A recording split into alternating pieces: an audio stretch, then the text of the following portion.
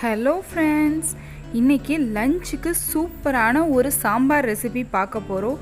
அது என்னென்னா முள்ளங்கி சாம்பார். மசாலா எதுவும் சேர்க்காமல் ஒரு தடவை இப்படி செஞ்சு பாருங்கள், சூப்பராக இருக்கும். இது போன்ற அருமையான ரெசிபிகளை தெரிஞ்சுக்க அம்மா சமையலறை சேனலை சப்ஸ்கிரைப் பண்ணுங்கள். அப்படியே அந்த பெல் ஐக்கானையும் கிளிக் பண்ணுங்கள்.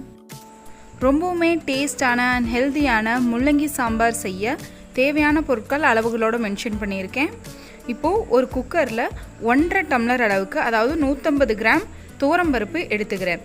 அதில் தண்ணி சேர்த்து நல்லா 2 தடவை கழிஞ்சு எடுத்துக்கோங்க.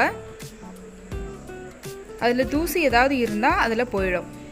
நல்லா கழிஞ்சு எடுத்ததுக்கப்புறமா அதில் ஒரு 1.5 கப் அளவுக்கு தண்ணி சேர்த்து அதில் 2 தக்காளி சேர்த்துக்கலாம். அதோட 1/2 டீஸ்பூன் அளவுக்கு மஞ்சத்தூள், 1/2 டீஸ்பூன் அளவுக்கு விளக்கெண்ணெய் சேர்த்திக்கிறேன். விளக்கெண்ணெய் எதுக்குன்னு பார்த்தீங்கன்னா நிறம் நல்லா கூடி வரும், அதுக்காக. இப்போது குக்கரில் ஒரு 4 விசில் விட்டு எடுத்துக்கலாம். அடுப்பில் வானிலையை வச்சு 3 டீஸ்பூன் ஆயில் சேர்த்திக்கலாம். எண்ணெய் நல்லா சூடானதுமே கடுகு 1/2 டீஸ்பூன் சேர்த்திக்கலாம். கடுகு நல்லா பொரிஞ்சு வரணும்.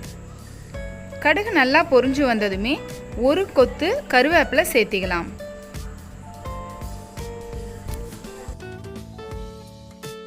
கருவேப்பிலை நல்லா பொரிஞ்சு வந்ததும் ஒரு கைப்பிடி அளவுக்கு சின்ன வெங்காயம் முழுசாக சேர்த்திக்கலாம்.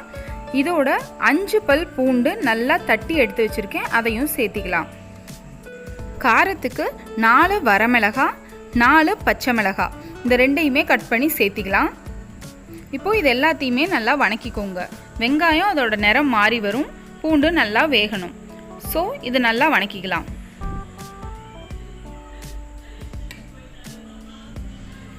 இப்போது வெங்காயம் நல்லா வணங்கி வந்துடுச்சு. தக்காளி பருப்போடு போட்டு வேக வச்சுருந்தோம் இல்லையா, அதை எடுத்து சேர்த்தி நல்லா வணக்கிக்கலாம்.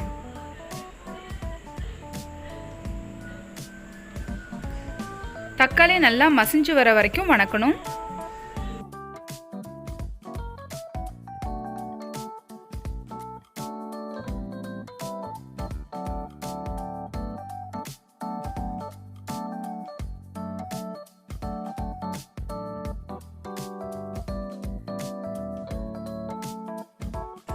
இப்போது தக்காளி நல்லா வணங்கிடுச்சு.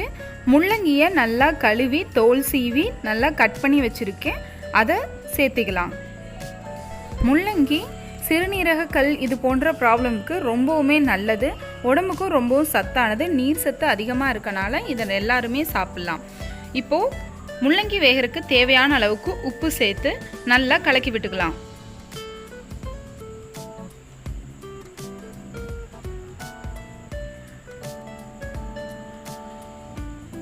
இப்படியே ஒரு நிமிஷம் வணக்கிட்டு அதுக்கப்புறம் இதில் காய் வேகறதுக்கு தேவையான அளவுக்கு தண்ணி சேர்த்துக்கலாம்.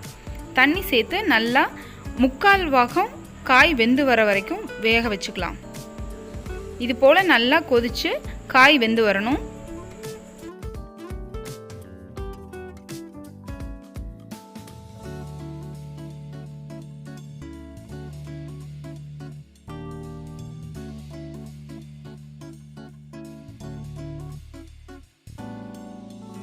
முள்ளங்கி இப்போது 3/4 பாகம் நல்லா வெந்துடுச்சு. இப்போது வேக வச்சுருக்க துவரம்பருப்பை முள்ளங்கியோடு சேர்த்திக்கலாம். சேர்த்தி நல்லா மிக்ஸ் பண்ணிக்கலாம்.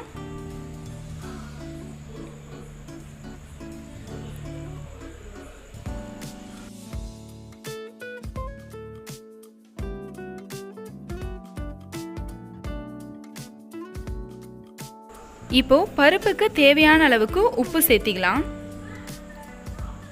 இப்போது பருப்பு நல்லா மிக்ஸ் பண்ணி விட்டுக்கோங்க. இது நல்லா கொதிச்சு வரணும்.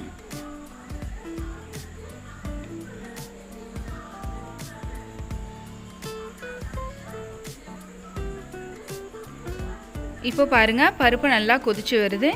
இந்த டைமில் உப்பு காரம் டேஸ்ட் பார்த்து சேர்த்திக்கலாம். இதில் நம்ம எந்த வித சாம்பார் பொடி மசாலா எதுவுமே சேர்க்க போகிறதில்ல. வெறும் பச்சை மிளகாய் வரமிளகாய், அதுலேயே டேஸ்ட் சூப்பராக வரும். நீங்களும் இதை கண்டிப்பாக வீட்டில் ட்ரை பண்ணி பாருங்கள். செஞ்சு சாப்பிட்டு பார்த்து எப்படி இருக்குன்னு சொல்லுங்கள். இந்த வீடியோவை லைக் பண்ணுங்கள். நம்ம சேனலை சப்ஸ்கிரைப் பண்ண மறந்துடாதீங்க. தேங்க்யூ.